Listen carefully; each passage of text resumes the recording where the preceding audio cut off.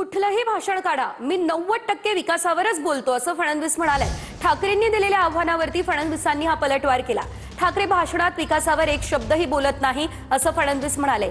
हिंदू मुस्लिम वादाशिवाय झालेलं फडणवीसांचं एक भाषण दाखवावं हे आव्हान उद्धव ठाकरे यांनी देवेंद्र फडणवीस यांना दिलेलं होतं।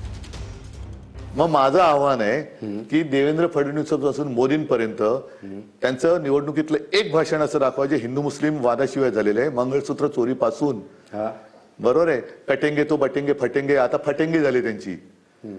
आणि मी 1 लाख रुपये सगळ्या हिंदू मुस्लिम ख्रिश्चन सिख ईसाई सगळ्यांकडनं गोळा करून 1 लाख रुपये देतो। माझं कुठलंही भाषण काढा, कुठले पक्षाचा चेहरा मी, पक्षाचा नेता मी, माझं कुठलंही भाषण काढा, 90% फक्त विकास बोलतो, 10% उत्तर देतो। कारण उत्तर जर दिले नाहीत तर लोकांना असं वाटतं की आपण दुर्बल आहोत। यांच्या भाषणात विकास दाखवा। मी तर प्राइज अनाउन्स केला ना, ठीक आहे, यांच्या भाषणात विकास दाखवा।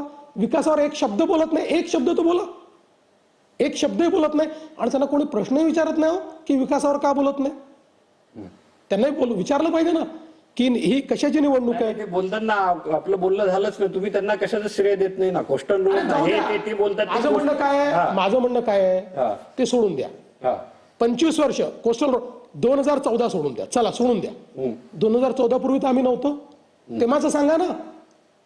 25 वर्ष तुमच्याकडे आहे ना, तेव्हाचं दाखवा ना काय केलंय, तर त्याचं श्रेय घ्या ना तुम्ही।